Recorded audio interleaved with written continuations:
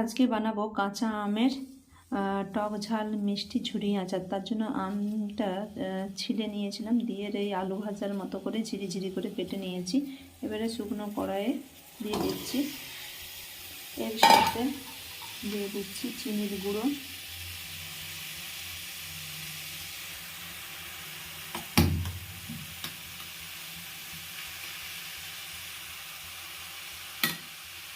এর সাথে দিচ্ছি শুকনো লঙ্কা আর একটু বিট নুন। এবারে আমের সাথে এটা ভালো করে মিশিয়ে নিচ্ছি। এর সাথে অল্প হলুদ আর অল্প কাশ্মীরি লঙ্কার গুঁড়ো দিয়ে এটা এবার একটু মিশিয়ে নিচ্ছি। দেখো চিনিটা গলে গেছে, এবারে একটু কম আছে, এটা এবারে হতে দেবো একটু। এর সাথে একটু ভাজা মশলা দিয়ে দিচ্ছি। এই ভাজা মশলায় রেখেছি জিরে, মৌরি, মেথি শুকনো খোলায় ভেজে গুঁড়ো করা আছে।